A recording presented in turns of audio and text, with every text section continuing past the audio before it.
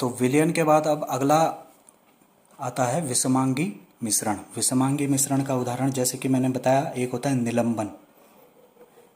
ठीक है, तो निलंबन में क्या होता है, जैसे कि जिसमें विलेय पदार्थ जो होता है वो घुलता नहीं है पूरी तरह से, उसे क्या कहते हैं, निलंबन कहते हैं। जैसे कि पानी है, पानी में हमने रेत डाल दिया तो वो कभी भी घुलेगी नहीं, है ना।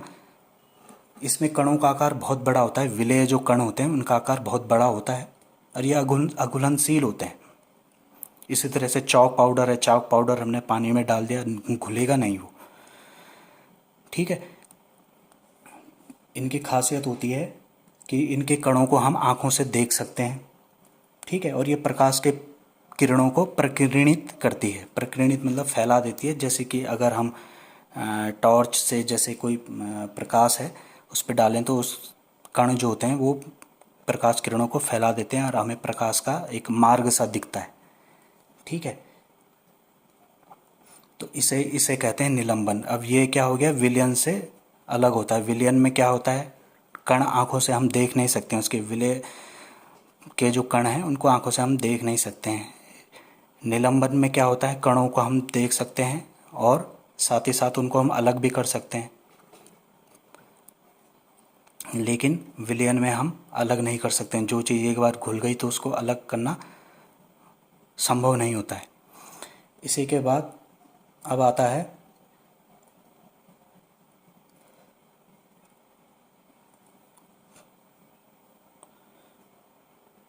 कोलायड।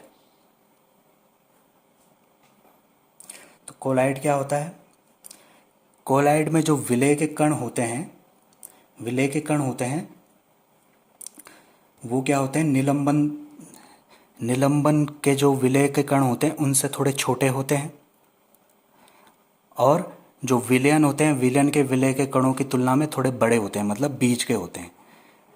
तो इस कारण से क्या होता है, ये ऐसा ऐसा लगता है कि जैसे कि ये विलयन होगा, लेकिन ये विलयन नहीं होता। जैसे दूध होता है, दूध भी क्या है, एक कोलाइड है। तो इसमें जो कण होते हैं वो आँखों से देखने पर नहीं दिखते हैं, आँखों से इन्हें नहीं देखा जा सकता है। ठीक है, कोलाइडल में जो होती है, एक होती है परीक्षित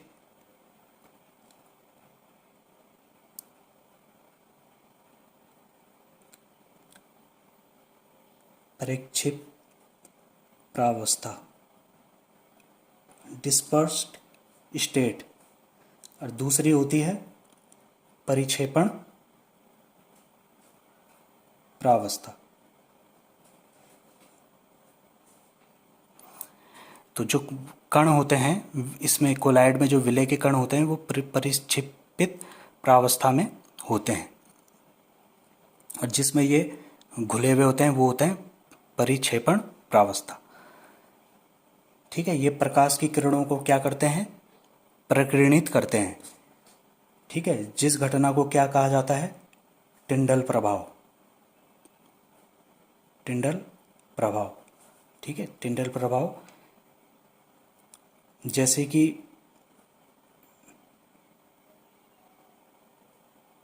जो प्रकाश की किरणों को फैला देती है अपने में से। इसके बहुत सारे उदाहरण हैं, जैसे कि किसी अंधेरे कमरे में, जैसे खिड़की से अगर कोई सुराख है, वहाँ से अगर प्रकाश की किरण आती है तो हमें बहुत सारे कण हमें दिखते हैं। वैसे नहीं दिखेंगे, लेकिन उस प्रकाश की किरण से हमें वो कण दिखने लग जाते हैं। प्रकाश की जो किरण होती है वो फैल जाती है इन कणों के कारण, तो इसे प्रकाश का प्रकीर्णन कहते हैं, और इसी घटना को टिंडल प्रभाव कहते हैं। तो ये भी ये पेपर में आता है, एग्ज़ाम में आता है। ठीक है, तो ये हो गया कोलाइड, ये हो गया उसका टिंडल प्रभाव। तो इस तरह से समांगी मिश्रण और विषमांगी मिश्रण, इनके बारे में ये मैंने थोड़ा तुम्हें बताया है। बाकी आप सब लोग इसको थोड़ा किताब से और पढ़ेंगे तो और अच्छे से आपको समझ में आएगा।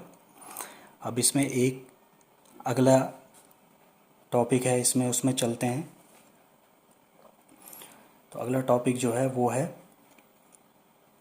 मिश्रण के घटकों का पृथक्करण। मिश्रण के घटकों का पृथक्करण यानी कि जो मिश्रण होता है जिसमें पदार्थ जैसे मिले हुए होते हैं दो या दो से ज़्यादा, तो उनको कैसे हम अलग करते हैं, उसके लिए बहुत सारी विधियां अपनाई जाती हैं। तो उनमें से एक विधि है वाष्पीकरण विधि।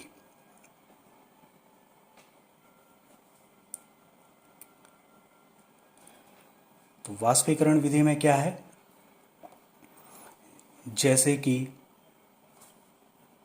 स्याही होती है, तो स्याही होती है काली नीली जैसे स्याही होती है, उसमें से हमें जो विलेय हैं, पिगमेंट होते हैं, पिगमेंट रंग होते हैं जिनके कारण स्याही रंगीन होती है ना। तो उसमें विलायक और जल होता है और बाकी पिगमेंट होते हैं। तो मान ये दो चीज़ों का जैसे एक मिश्रण है, ठीक है। तो इसको अब अलग करेंगे तो कैसे करेंगे, जैसे कि हमने गरम किया, गरम करा, गरम कैसे, डायरेक्ट इसे हम गरम नहीं करते हैं।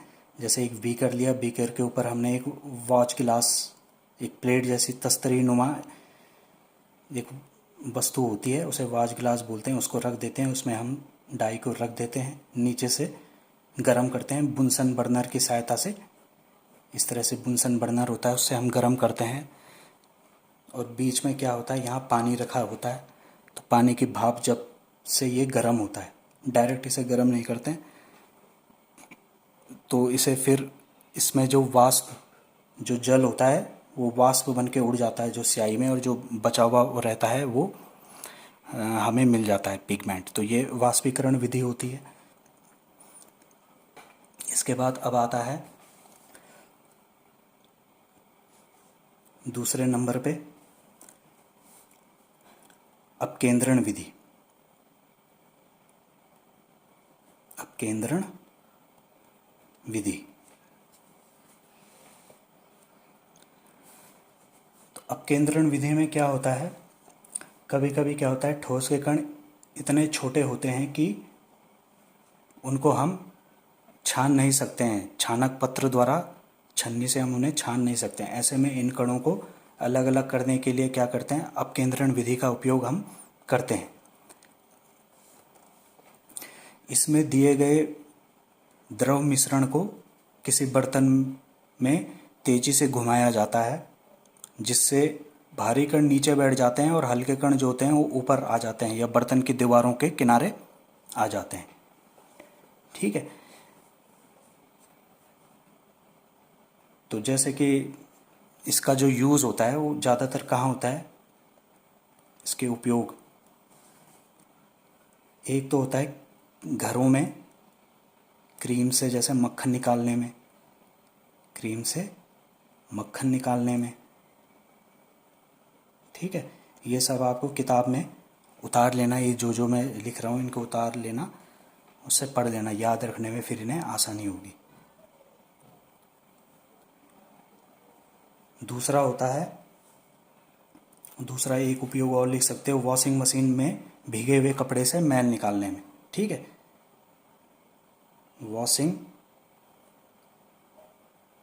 मशीन में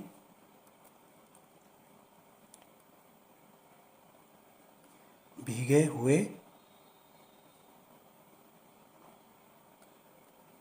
कपड़ों से मैल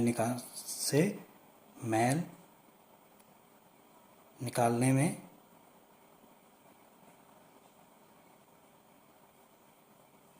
ठीक है। तीसरा है एक मेडिकल लैब में रक्त या मूत्र की जांच में, इसे भी लिख सकते हैं मेडिकल लैब में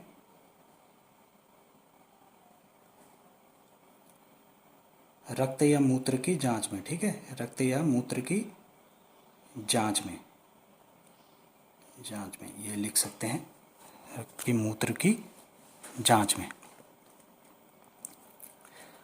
तो ये इसके फायदे हैं। अब इसमें अगली विधि जो है वो है दो अघुलनशील द्रवों के मिश्रण को अलग करना।